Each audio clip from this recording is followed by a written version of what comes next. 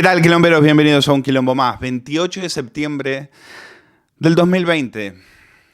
Bueno, no sé si vieron la entrevista a Salvador Illa, entrevistado en El Objetivo por la verificadora oficial de este gobierno, la censora Ana Pastor.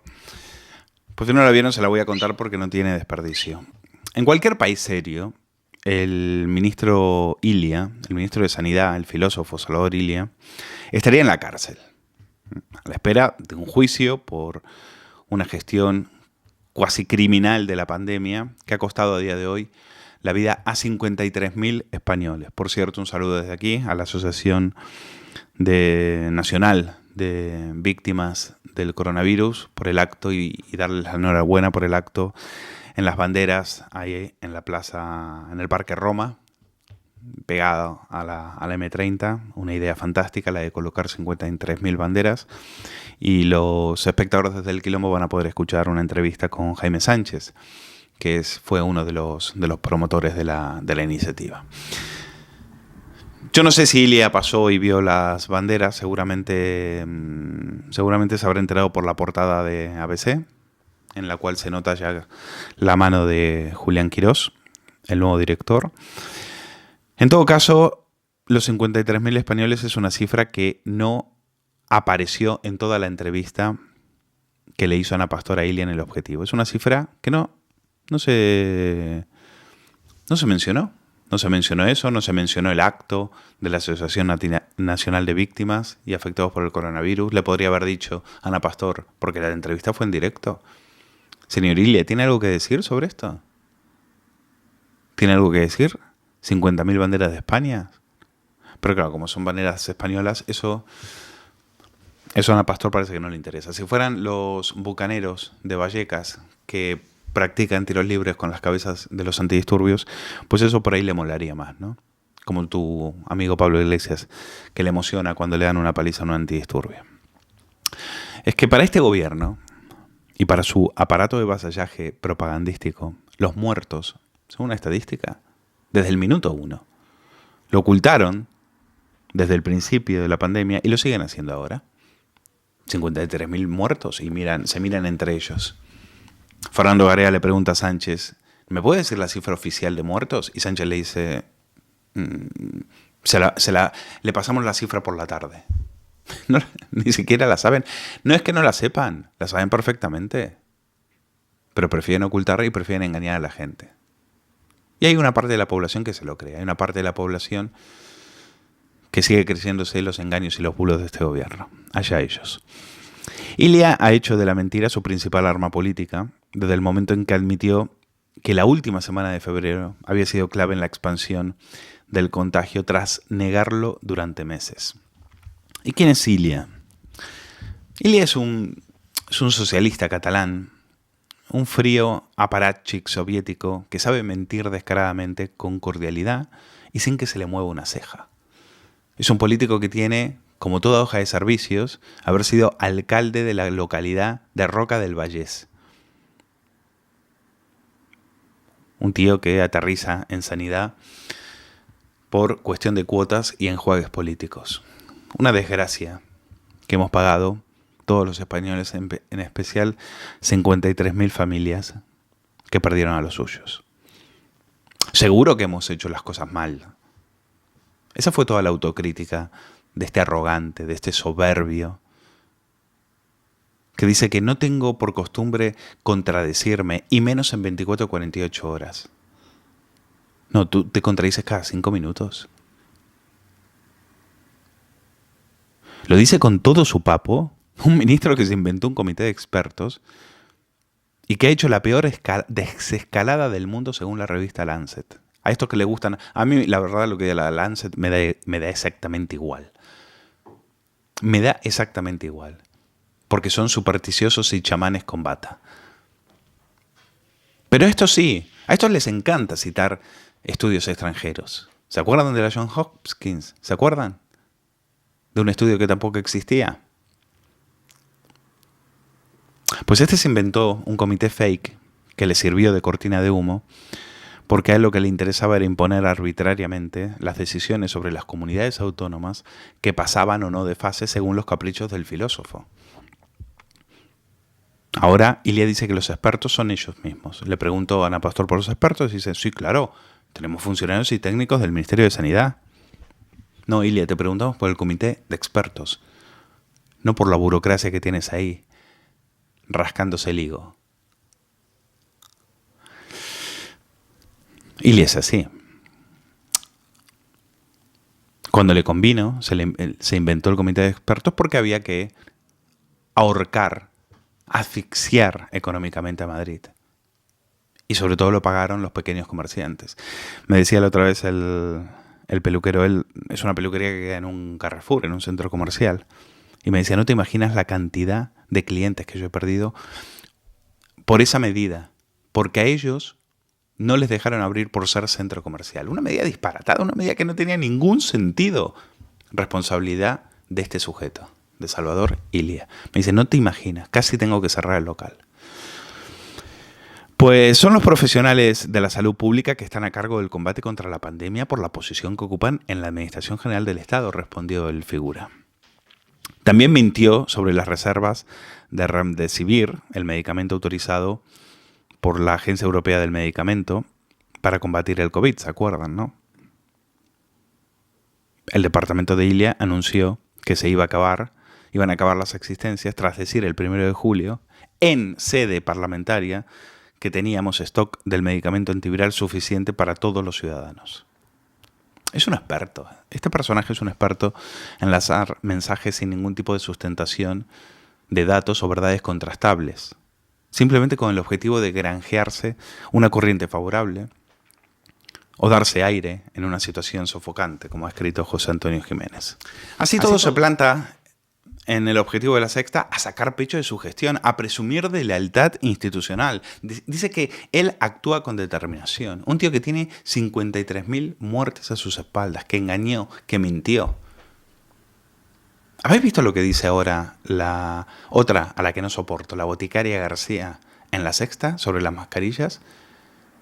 Resulta que las mascarillas que estábamos utilizando, las que vendían ahora, responsabilidad del ministerio de este individuo, resulta que no eran eficaces. Ahora parece que van a traer unas que eran mucho mejor. Escuchen a la boticaria García. KN95, estas que han sido las mascarillas de la pandemia, que son las que a partir del día 30 de septiembre ya no se van a poder vender, pero que nos quedemos tranquilos porque lo que ocurrió fue que durante la pandemia se permitió importar las KN95 porque no teníamos FFP2. Durante este tiempo lo que se ha hecho es, digamos, legalizar o regularizar estas mascarillas que venían de China sin todos los controles y lo que vamos a tener ahora son mascarillas más seguras. ¿Cómo vamos a encontrar ahora las mascarillas que van a ser más seguras? Pues van a ser unas mascarillas donde va a poner FFP2, como veis aquí, y después tenemos que ver el marcado CE con 4 números, es decir, pondrá FFP2 y el marcado CE con 4 números. Así que no nos preocupemos, que vamos a tener mascarillas, pero mejores de lo que teníamos ahora.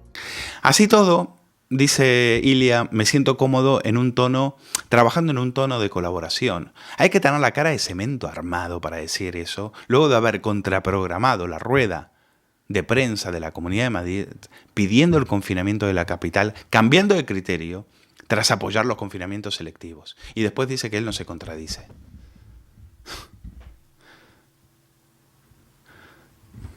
Es increíble. La izquierda, lo decía la otra vez Antonio González Terol, la izquierda solo dice la verdad. Hay una sola verdad que dice la izquierda. Y es que la izquierda nunca dice la verdad. Bueno, pues el Ministerio de Sanidad considera que no se equivocó cuando ofreció una rueda de prensa para informar de la situación de la pandemia. Si hubiera tenido la percepción de que me equivocaba, no lo hubiera hecho. No, claro, si tu palabra... Si eres un tío de fiar, Ilia, ¿cómo podríamos dudar de ti? Ahora, este se pone farruquito, cuidado porque este es tan arrogante, tan soberbio, que se pone farruquito con la Comunidad de Madrid, pero le tiemblan las piernas a la hora de condenar los tuits contra la monarquía de sus siniestros socios de gobiernos podemitas, como hablamos de Pablo Iglesias, hablamos de Alberto Garzón, o también podríamos hablar de Echenique. Ellos acusaron al rey Felipe de falta de neutralidad política y de maniobrar contra el gobierno democráticamente elegido, a raíz de la conversación, como ya saben, que tuvo con el presidente del Consejo General del Poder Judicial, Carlos Lesmes. Ilia ha defendido el papel de la monarquía en España Dice que, bueno, el pacto constitucional siempre lo hemos defendido, pero ¿qué habéis defendido? Si el PSC aplaudía los asesinatos de la ETA, me lo contó Girauta y me lo contó Miquel Jiménez. ¿Qué pacto constitucional habéis defendido? Jamás habéis defendido nada. Defendías a los asesinos del tiro en la nuca. Eso sí, cuando le preguntan por qué habían tomado la decisión de excluir a Felipe VI, le da una risita nerviosa y dice, no, bueno, la decisión la tomó quien tenía que tomarla. Y le dice, no me pregunten. Como Carmen Calvo, como Juan Carlos Campo. Encima son cobardes si no admiten que la decisión la tomaron ellos o quizás la tomaron otros por ellos. Es muy interesante lo que dice Javier García Isaac en la conexión Quilombo de hoy. Creo que lo clava cuando dice que el PSOE no es que esté actuando a mandato de... La historia del PSOE lo que nos está indicando es que el PSOE siempre ha pensado así. No necesita a Iglesias, los necesita como apoyos parlamentarios, pero no para que le diga por dónde ir. No para que le diga que hay que ir en contra de la monarquía y acabar con Felipe VI. Bueno, yo tengo mis dudas sobre... hay momentos en el Partido Socialista en los cuales no solo fueron más monárquicos que el diario ABC, sino que incluso hasta protegieron. Los protegieron porque era una especie de chantaje. Era, yo te cuido, escondo tus chanchullos y a cambio te quedas tranquilito. Y así haces lo que yo te digo cuando yo quiera que lo hagas. Ese es un poco, eso hizo Felipe González con Juan Carlos. Pero de verdad, también Isaac deja una pregunta muy importante. Son partidos que no merecen ser llamados constitucionalistas. Y para leer la historia de esos partidos, precisamente hay que leer su último libro, el de la Segunda República. El pasado del Partido Socialista es deleznable. Y quien conozca ese pasado no debería asombrarse de este presente.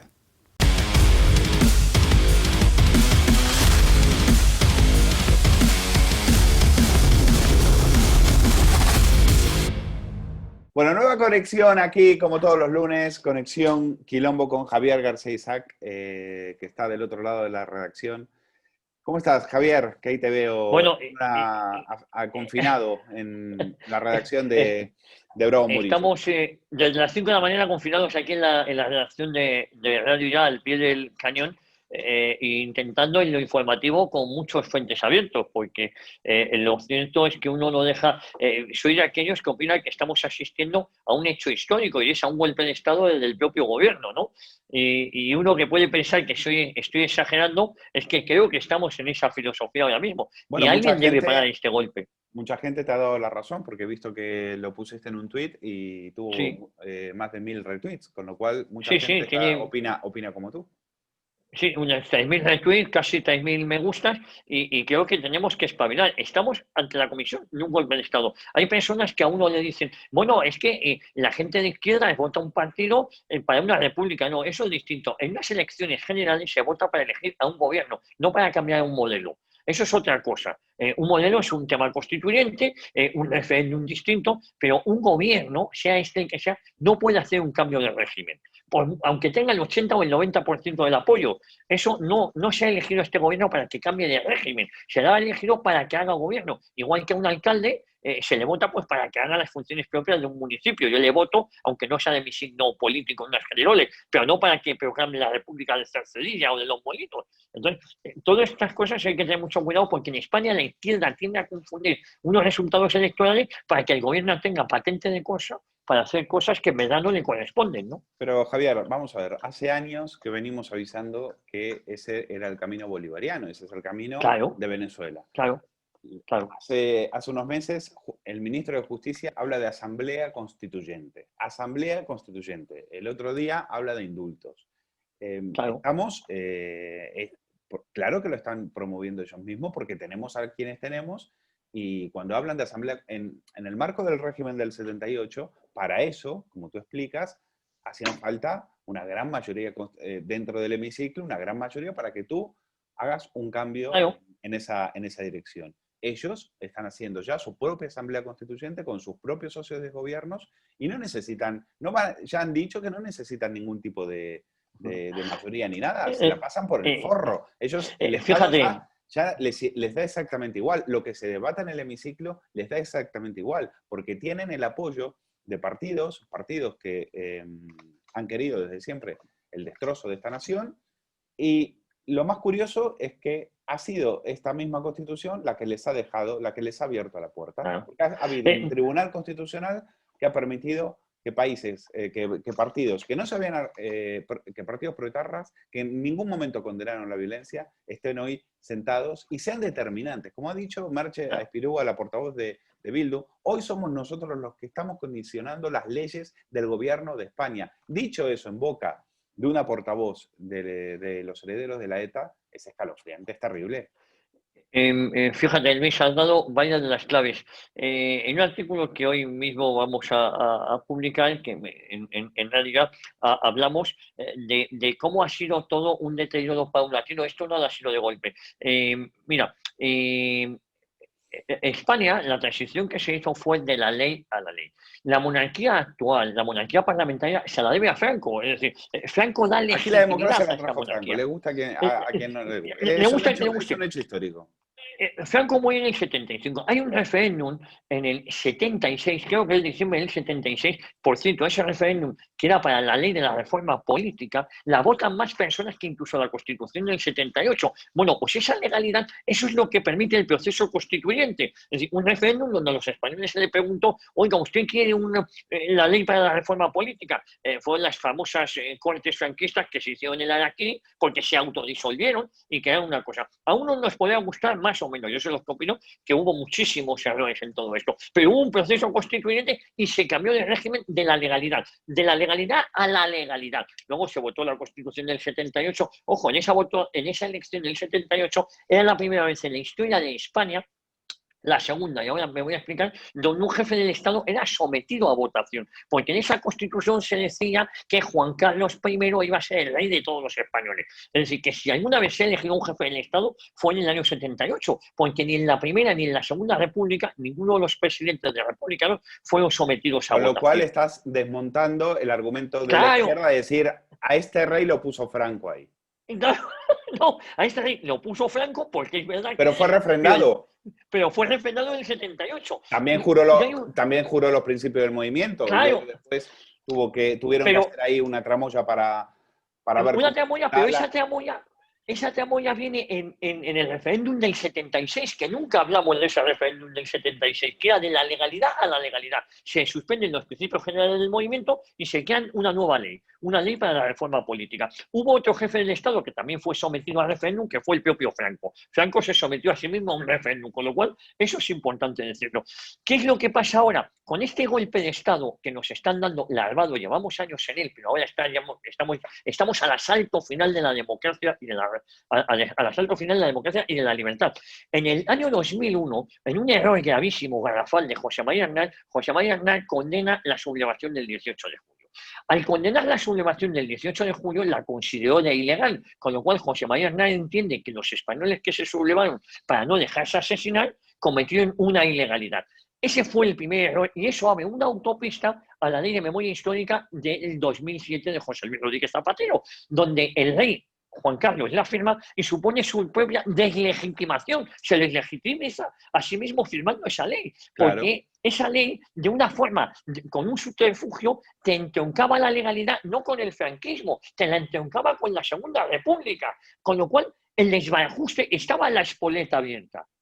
Y ahora hemos llegado al insumum de la locura y de la paranoia. Esto es un plan prefijado para cargarse la monarquía. Y el problema no es monarquía sí o monarquía no. El problema es que la alternativa que nos dan es una república federal plurinacional con el derecho de autodeterminación. Con lo cual, estos señores están haciendo una fábrica de hacer monárquicos, porque yo que me considero republicano estoy con el rey ahora mismo. Porque claro, Claro. la alternativa que me están dando es susto o muerte, es la desaparición de España.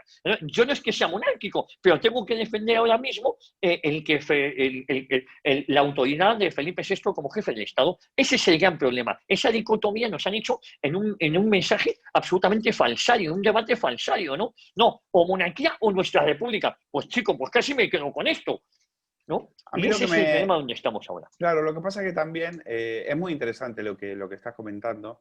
Yo pongo énfasis en algo que precisamente, fíjate, Juan Manuel de Prada llamaba la atención en ABC este fin de semana, donde decía que esa constitución que tenía que haber sido el dique de contención, en un momento determinado se abre y ese dique deja de ser dique para ser compuerta, ¿no? Y entonces por ahí entran, por ahí entra Bildu, por ahí entra Podemos, partidos abiertamente en contra de las constituciones. Hay que decir que Pablo Iglesias, aparte de haber sido financiado ilegalmente y demás, pero bueno, eso le podría también caer al Partido Socialista en la época en que era financiado por la socialdemocracia alemana. Pero aparte de eso, Iglesias es un tío que quiere romper con el candado del 78, lo tiene clarísimo. Entonces, cuando tú entras al hemiciclo y vas a jurar y vas a decir lo que quieres hacer, precisamente tienes que jurar defender esa constitución, pase lo que pase, porque si no, claro, tú no puedes pero, estar ahí. Y tú no puedes estar ocupando un escaño después de haber elogiado la ETA. Tú no puedes estar ahí. pero Luis, ¿por qué no si el Tribunal Constitucional te autoriza a que ETA esté en las instituciones? Con lo cual, ETA para mí es el partido más constitucionalista de los que hay en el hemiciclo, porque ha pasado el filtro de ser ilegalizado y el Tribunal Constitucional de decir, oiga, ustedes se han equivocado, que este partido es constitucional, porque lo dice el Tribunal Constitucional, que es quien interprete la Constitución española. Pero fíjate, el problema de esta Constitución es que dice una cosa y la contraria. Pero el problema es que llevamos 40 años con la misma lectura, con lo cual si la lectura es más autonomía, más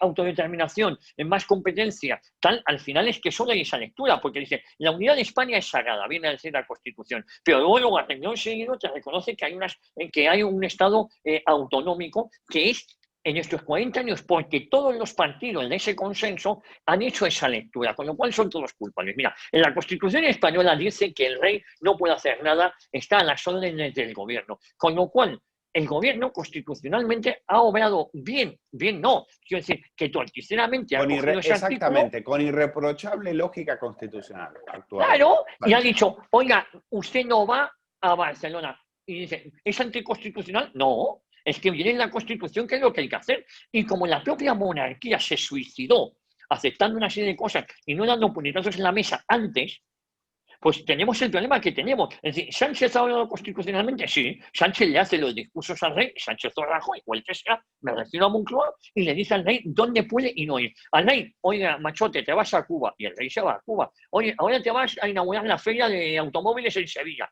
y se va a inaugurar una feria de Sevilla. Ahora no vas a Barcelona, y no va a Barcelona. Y ahora se quejan. No, es que el gobierno puede hacer eso, porque la lectura que se ha hecho en la Constitución, con lo cual defendiendo la unidad de España solo desde un punto de vista constitucional, a mí se me queda cojo. Con lo cual, igual habría que haber un debate en profundidad. No sé si será el momento de que esta Constitución no es suficiente para garantizar la unidad de España. Ese es el auténtico problema, No, porque esta Constitución te permite una cosa y la contraria. Yo ahí, fíjate, Javier, yo creo que estando de acuerdo con lo que dices, porque de hecho es de donde había partido esto, de este artículo de Prada, donde dice que es exactamente lo que tú estás diciendo. Es decir, el problema es que tenemos un rey que es un florero portátil que se puede trasladar sin problemas de un sitio a otro, evitando siempre que moleste, y que en una monarquía constitucional el rey, a diferencia de lo que es una monarquía tradicional, cuyo origen, el rey, su origen es divino, es decir, es la imagen de un Dios providente, aquí no. Aquí lo que tienes es un Dios que se abstiene en intervenir en la vida de sus criaturas, dice de Prada, citando a Cortés. Entonces, vive confinado en su cielo, ¿no? Sin posibilidad de actuar. Y eso es un problema, pero no creo que finalmente el problema sea ese, porque, claro, si el problema son unos partidos llamados constitucionalistas que hace mucho tiempo que lo han dejado de ser. Es decir, cuando tú dices que lo del golpe del 18 de julio en manos de Aznar, con la familia que viene, con que los su padre y nombres su que abuelo tiene detrás, con toda la familia que viene detrás. O sea, estás deslegitimando a tu propia familia. A tu propia familia. Sí. Pero bueno, eso ha sido Aznar. Y a su propio partido. Y a su propio partido. O sea, es que a ti te puso ahí, él se olvida que fue un ministro de Franco, el que lo pone ahí y le dice, sin tutelas y sin tutías.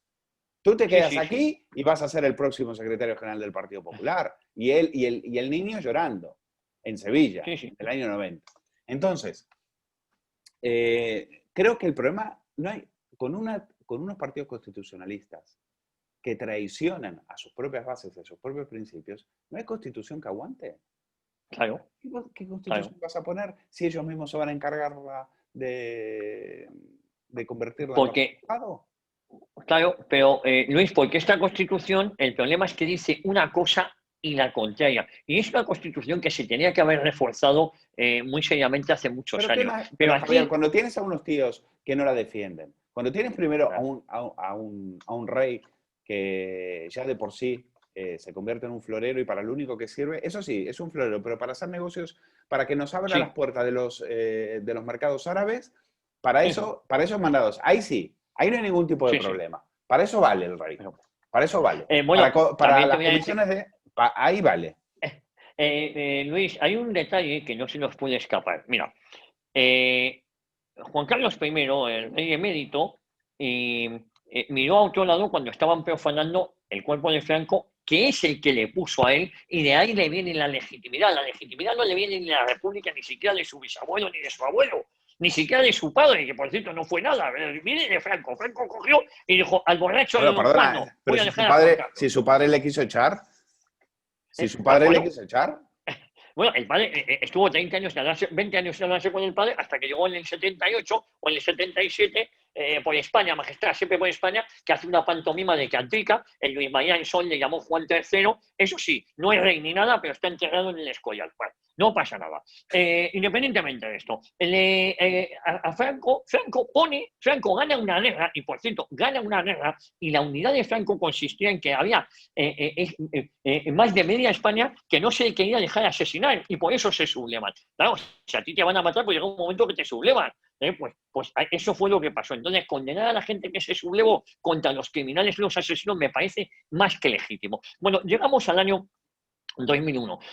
Llegamos a hace unos meses, y llegamos al 2001, se condena el lanzamiento nacional, llegamos al 2007, se hace una ley de memoria histórica, que todos caen en la trampa, se abstienen, miran a otro lado, bueno, esto nada tiene que ver con nosotros, pero zopenco, si vuestra legitimidad viene del franquismo, no viene de antes, os han robado la cartera sin daros cuenta. Bueno, llegamos y se profana el cuerpo de Franco, y el rey emérito mira a otro lado. Bueno, Franco no tiene nada que ver conmigo, pero ¿cómo que no? Si te dejó a ti, zopenco. Bueno, ¿qué pasa? Después de Franco, ¿qué pensaban? ¿Que no iban a ir a por él? ¡Fueron a por él! ¿Dónde está hoy el rey emérito? Viviendo en Arabia Saudí. Exiliado, autoexiliado, fuera de España. Y Felipe VI, si no espabila, va detrás de Franco, de Juan Carlos, y después va a ir. Porque si se pensaba Juan Carlos que esto era solo Franco y que nada tenía que ver, con él se equivocaba. Y si Felipe VI se piensa que esto tiene que ver con su padre y con Franco y no tiene nada que ver con él, también se equivoca. Si está clarísimo en los pasos. Los pasos es de manual, ¿no? Lo que se está siguiendo. Es de manual. Yo igualmente creo que esto no tiene arreglo, porque cuando los propios partidos constitucionalistas dejan de serlo, pues evidentemente pues tú ya estás y ya estás a merced precisamente de tus enemigos, que es lo que está pasando en este momento. Sánchez se ha convertido en un muñeco de trapo en manos de proetarras, de chavistas, separatistas catalanes. Lo que hemos visto en Barcelona ha sido lamentable. Escuchar a tertulianos de televisión decir que bueno, que no había que dramatizar, que tampoco, que era una cosa casi sin importancia, no solo es tomarle el pelo a los espectadores, sino también tomarnos por idiotas. Es decir, este era un acto muy importante que venía sucediendo de hace 25 años y ni siquiera tuvieron el valor de decir quién tomó la decisión y por qué. Eso es impresionante. Ni siquiera tuvieron el coraje de decir, se miraban, les hacían las preguntas y veías que se estaban haciendo encima. Juan Carlos Campos, el novio de la Batet, Carmen Calvo, le preguntaban, ¿quién tomó? Ilia, ayer en El Objetivo, ¿quién tomó la decisión y por qué? ¿Quién había que tomarla? ¿Quién había que tomarla? Sí. ¡Pánico! ¡Pánico! Encima son unos cobardes. ¿Por qué? Porque no la tomaron ellos. No es una decisión de ellos, es una decisión condicionada, es una decisión obligada. Y ese es el problema. Están en manos de los que quieren cargarse esto. Pero fíjate, ahí te tengo que puntualizar, porque, y lo vas a entender. El PSOE, la cabra tira al monte, y el PSOE ha vuelto a lo peor de sus tradiciones. La gente se podía pensar, no, el PSOE de Felipe González es distinto. Bueno, el PSOE de Felipe González se dedicó a robar, entre otras muchas cosas, y se dedicó unos amigos del PSOE de Felipe González, unos amigos Mr. X, a montar una organización terrorista del propio Estado. Con lo cual, tampoco es que sean para ponernos como un modelo de ética. Claro, escuchas hablar a Felipe González de la Unidad de España y casi le compras el mensaje en comparación con lo que ha venido. Pero fue un oasis dentro de los 145 años de historia del Partido Socialista. El Partido Socialista tiene donde elegir. Puede elegir a los mamponeros de Ciudadanos que son de alfombra, que están deseando apoyar al gobierno, haga lo que haga. Puede elegir incluso en Pablo Casado, que no se da cuenta que el siguiente va a él.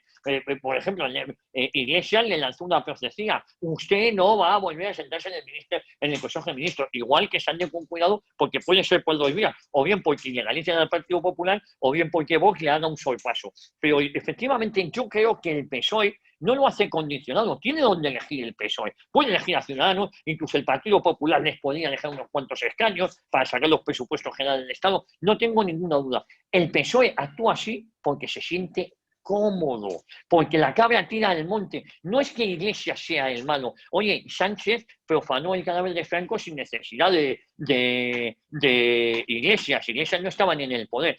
Esto no lo hace condicionado, lo hace porque le gusta. Mira, ha blanqueado a ETA y a otras organizaciones terroristas como FRAP. ¿Y por qué les ha blanqueado? Porque la izquierda cerró una herida. La izquierda en España, el Partido Comunista y el Partido Socialista colaboraron con ETA, aplaudían los crímenes de ETA y de esta manera cambian nuestro pasado. Vamos a perseguir a criminales de hace 80 años, que por cierto no aparecen porque los criminales eran ellos, y vamos a blanquear a los criminales de hace 20 años porque al fin y al cabo, si blanqueamos a ETA, podemos negociar los presupuestos generales con ETA y además es que es la tradición del PSOE. El PSOE, no lo olvidemos, ha sido profundamente antiespañol, con lo cual no creo yo que sea condicionado, creo que lo hace por devoción que no por obligación.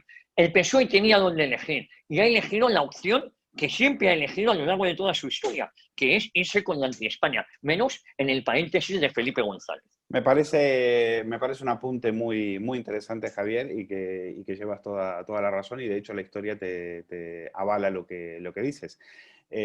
Bueno, hablando de historia, nos queda pendiente tener una charla sobre tu libro, que ya lo pueden salir corriendo a comprar, la Segunda República sin complejos.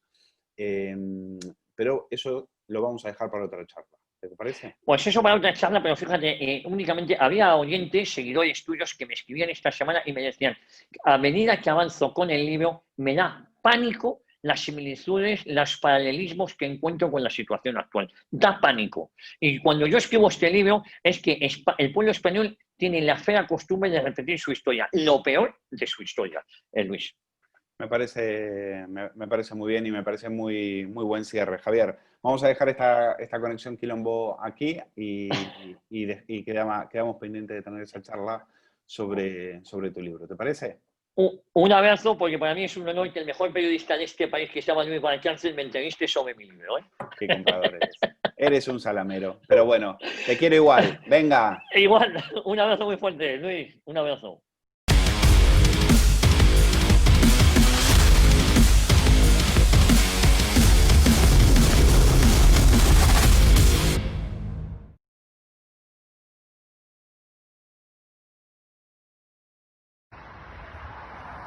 Increíble, ¿eh? Y siguen poniendo todavía. Bueno, yo que ya estoy, Dios mío. Esto es una pendiente que te vuelves loco. Fíjate qué bonito. Fíjate, a la carretera. Pasa la Policía Nacional, pasa la Policía Municipal y pitan. Y un montón de gente. Fíjate, aquí arriba también. Maravilloso. 53.000 banderas. Digital.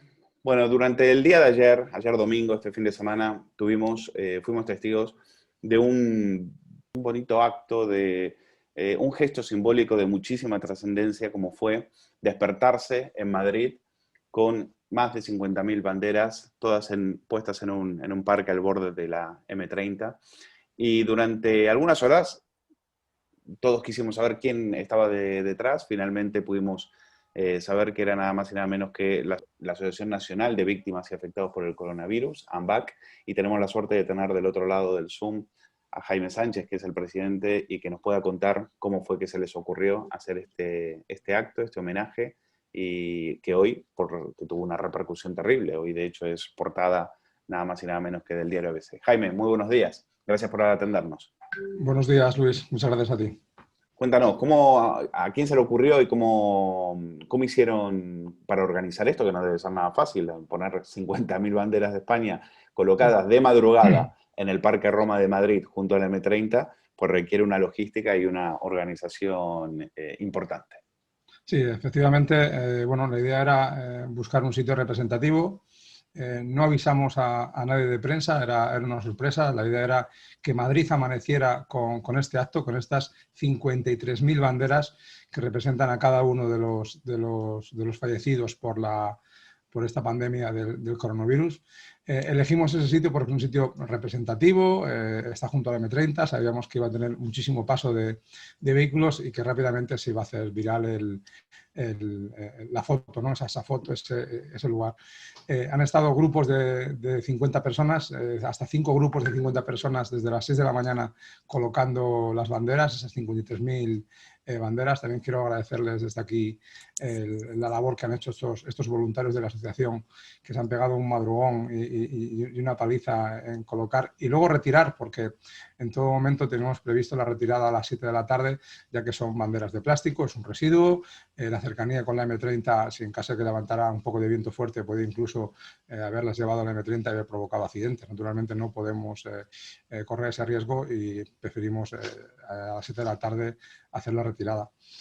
¿Por qué hicimos este acto? Bueno, lo hicimos porque creemos que el gobierno pues no está tomando en consideración a las víctimas. Es más, ni siquiera reconoce los datos que son sabidos por todo el mundo. Nosotros no nos inventamos lo de los 53.000 fallecidos. Son datos del INS, son datos del Instituto Carlos III y son datos del MOMO, el Sistema de Monitorización de Mortalidad Española. Son 3 organismos oficiales, no son de mi primo, el de Cuenca. Son 3 organismos oficiales con suficiente validez y suficientes avales como para que lo que dicen es correcto.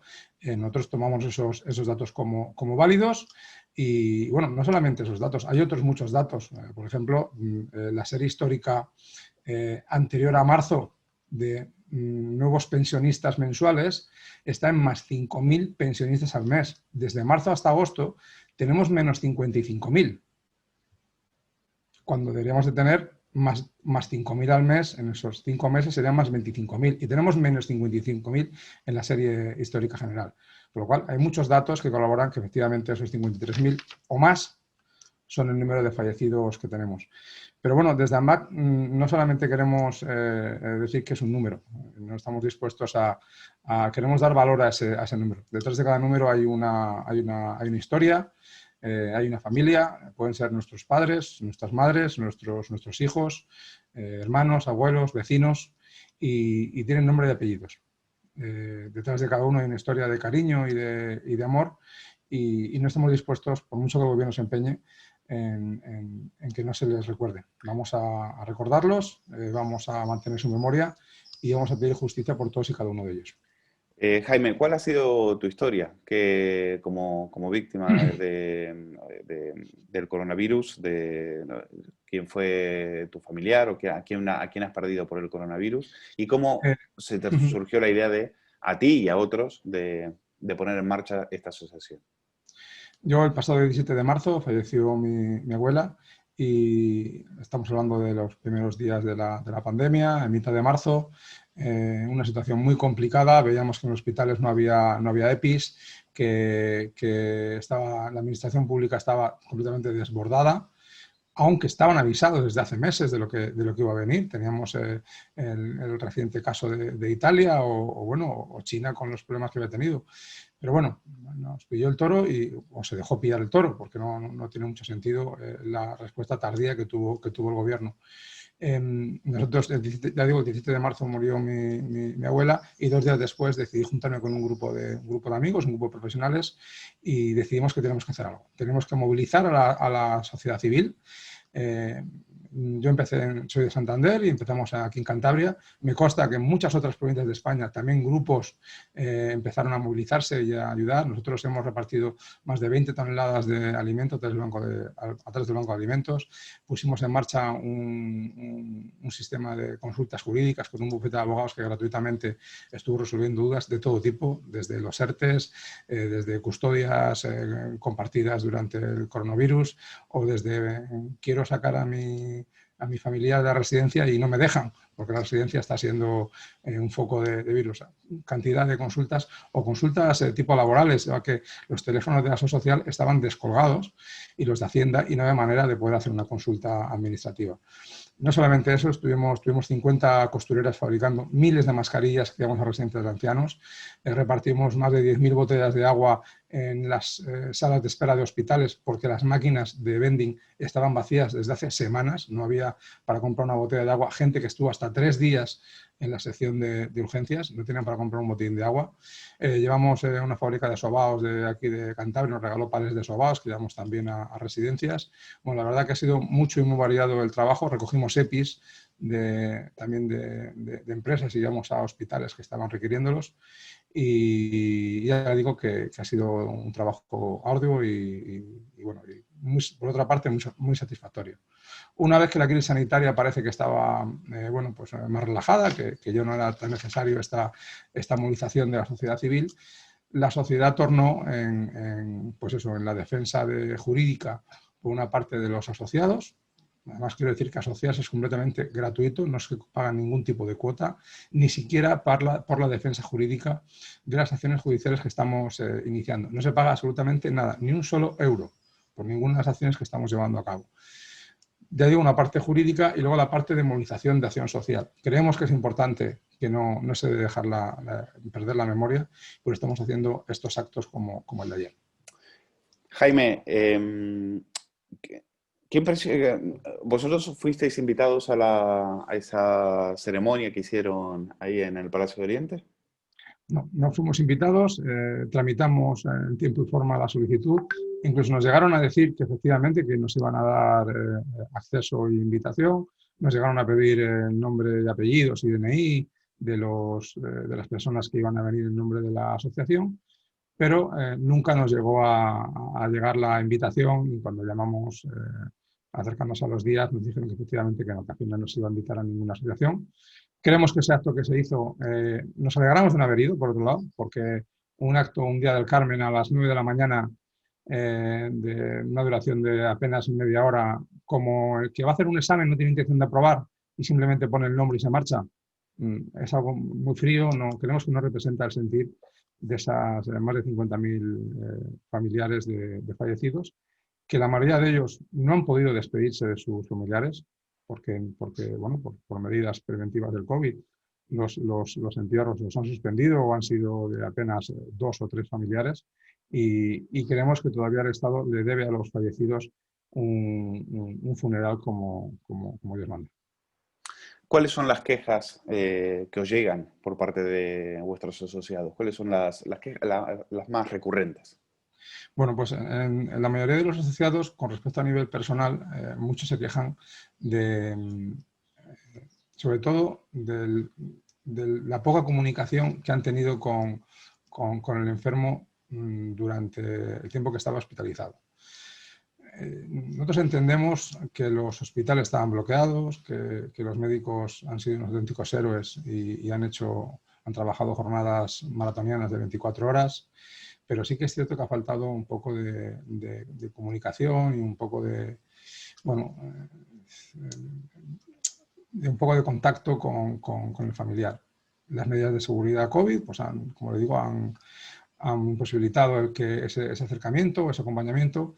Muchos se han sentido solos, algunos nos dicen mi madre o mi padre o mi abuelo ha muerto en la absoluta soledad. Bueno, sobre todo lo que ha habido ha sido un descontrol absoluto de las administraciones y eso ha provocado pues eso, que no hayan suficientes médicos o sanitarios o personal y bueno, tenemos casos de todo tipo, algunos muy duros. Estamos preparando además ahora unos vídeos con algunos de los testimonios porque queremos concienciar a la sociedad de lo que ha ocurrido, de esa parte un poco más oscura, ¿no? de ese día a día en el hospital y ese trato que ha habido. Jaime, ¿qué va a pasar este 1 de octubre a las 8 de la tarde? Bueno, pues este 1 de octubre, al igual que el jueves, primer jueves de mes de septiembre y los próximos primer jueves de mes de los próximos meses, nos vamos a concentrar en las delegaciones de gobierno de toda España, en esta ocasión es en 20 delegaciones de gobierno. En Madrid lo haremos en la Plaza de las Cortes, frente a la escalinata del Congreso de los Diputados. Ahí desplegaremos una pancarta que pondrá justicia, víctimas del coronavirus, memoria y justicia, víctimas del coronavirus. Tendremos un minuto de silencio, leeremos un manifiesto en recuerdo de todas las víctimas. Los asistentes que nos quieran acompañar portarán una vela y un lazo blanco en símbolo y memoria del alma de los fallecidos. Y una vez que acabe el acto, posaremos esas velas junto a la delegación de gobierno a modo de santuario para mantener la memoria de los fallecidos. Y esto es un acto que vamos a repetir durante los próximos meses porque no puede caer en olvido esta pandemia. Salvador Illa ayer en entrevista dijo que él no suele contradecirse y no hizo ningún tipo de autocrítica. ¿Qué opinión le merece? Bueno, creemos que en general el gobierno ha hecho un mal trabajo no como gobierno, no nos metemos con el gobierno. Esto, yo no me canso de decirlo, que esto no va de izquierdas ni de derechas. Es más, desde la asociación aplaudimos enérgicamente la gestión que ha hecho nuestro vecino Portugal, con el que compartimos, además de... Perdone, ¿yo le entendí bien? Usted acaba de decir que el gobierno hizo un buen trabajo en la gestión del coronavirus. Gobierno portugués. Ah, el gobierno portugués. Sí, le estoy diciendo que esto no va de... Bueno, me escucha bien. Digo que esto no va de izquierdas ni de derechas, que es más, desde la asociación aplaudimos al gobierno portugués por la gestión que ha hecho, con el que compartimos, además de península, 1.300 kilómetros de frontera, un gobierno socialista, un gobierno de izquierdas, que apenas ha tenido 2.000 fallecidos. Si eso lo extrapolamos a la población española, en España no hablaríamos de 53.000 personas como las que ahora lloramos, hablaríamos de apenas 8.000 fallecidos. Por eso digo que esto no es un tema de si es un gobierno socialista o es un gobierno de derechas o es un gobierno... No, esto es un tema de gestores, de la gente que se ha puesto al frente de la gestión. Si tan solo hubiéramos copiado el sistema sanitario y de gestión portugués, en España estaríamos hablando de eso, de 8.000 personas fallecidas y no 53.000. Pero es más, es que la media europea de fallecidos, extrapolada a la población española, está en 13.000 fallecidos. En Francia, que también vecino nuestro, su media sería de 14.000 fallecidos. En España estamos hablando de 53.000. No estamos un poquito peor que la media. Estamos 4 veces peor que la media. Por eso digo que el problema que ha habido aquí ha sido los gestores que están al frente de esta pandemia, como son el señor Illa, el señor Simón, el señor vicepresidente segundo Pablo Iglesias, como gestor de las residencias, que ese ha sido el lugar donde más fallecidos ha habido, porque ha habido un descontrol absoluto. Hemos hablado con un montón de directores de residencia, no tenían órdenes de ningún tipo, y las que tenían eran, algunas las calificaban de absurdas completamente. Y el señor Pedro Sánchez como máximo gestor y responsable de todos ellos. Pero el problema no ha sido solamente que en la primera oleada lo hayan hecho mal, es que ni siquiera han reconocido el error, siendo los peores datos del mundo, y en la segunda oleada están repitiendo los mismos errores. O sea, no hemos aprendido nada en 7 meses, en serio. 53.000 víctimas a las espaldas no son suficientes para cambiar los gestores, para reconocer que se ha hecho mal. Es lo que no entendemos. Por eso le decimos al gobierno que no ha sido el virus, sino su nefasta y tardía gestión la que ha provocado 3/4 partes, 40.000 de los fallecidos. Y pedimos que se cambien, inmediatamente se cesen a los responsables de esta gestión y se ponga a gestores cualificados y que dejen en manos de la ciencia y de los especialistas, que tenemos los mejores especialistas del mundo, los tenemos en España, se haga caso de lo que están diciendo, que llevan meses diciendo cuáles son las soluciones y no se les está haciendo ni caso, porque están optando por soluciones partidistas solamente y no por soluciones sanitarias. La última, Echenique ha hablado de la performance de las banderitas en el telediario y dice que la asociación promotora es un chiringuito de Vox. ¿Qué tiene para responderle? Bueno, lo primero que la asociación es una asociación completamente apolítica. En la asociación hay gente de derecha, hay gente de izquierdas, hay gente cristiana, hay gente musulmana. No sé si también tienen algo en contra de eso. Si lo tienen, pues lo podemos debatir. Si son musulmanes no van a tener problemas. Si son cristianos, creo que sí. Bueno, no, la asociación hay de todo. Entonces, si debatimos todo. Debatimos a los cristianos, a los musulmanes, a los de izquierda, a los de derechas. ¿O qué pasa? Que en este país, si cada 4 años votas a la izquierda, tienes derecho a poderte manifestar y a poder representar a una asociación, por ejemplo, en este caso, y si yo voto a la derecha cada 4 años porque es mi acción política, porque creo en ese diario o dejo de creerlo, automáticamente estoy imposibilitado a poder representar a ningún tipo de acción social y, por ejemplo, no puedo representar, entre otros fallecidos, a mi abuela. Lo siento mucho, pero no estoy de acuerdo con ello. Y a Sené Echenique tengo que decirles que se dedique, bueno, la verdad es que no sé a qué tiene que dedicarse ese señor, pero está claro que lo que está haciendo no. Porque ni sabe, a pagar la seguridad social. Eso es a lo que por ejemplo, eso sería una buena opción. Por eso se tiene que dedicar Echenique. Don Jaime Sánchez, gracias por atendernos. Sé su WhatsApp está echando humo, me imagino que tiene muchísimas solicitudes de entrevista y le agradecemos muchísimo que nos haya hecho un hueco a Periodista Digital y al Quilombo. Gracias, un abrazo. Muchísimas gracias, Luis, un saludo. Gracias, hasta luego. Estimados votantes y exvotantes del Partido Popular, me reafirmo, España no está condenada a ser un tablero en el que la izquierda y los nacionalistas siempre juegan con ventaja. La superioridad moral que exhiben la izquierda y los nacionalistas es la gran anomalía española. No atiende a razones históricas, no respeta el presente y explica la degradación de la conversación pública y la fragilidad de nuestro sistema democrático. Por eso defiendo que la primera obligación del Partido Popular es dar la batalla cultural, para acabar con la ficción, para restaurar la verdad, para nivelar el tablero. Ese fue el sentido de mi interpelación del pasado 27 de mayo al vicepresidente segundo del Gobierno. Mi intervención quiso ser, ante todo, una impugnación de esa supremacía moral de la izquierda. Quise poner a Pablo Iglesias ante el espejo, demostrar con sus propios hechos y palabras hasta qué punto su persona y su proyecto no merecen nuestra condescendencia y mucho menos nuestra sumisión. Su respuesta es conocida, también la mía. Iglesias me llamó una y otra vez marquesa, apelando al núcleo del pensamiento reaccionario, a esa idea de que un atributo arbitrario, un título nobiliario, puede determinar el valor de las personas o de sus argumentos.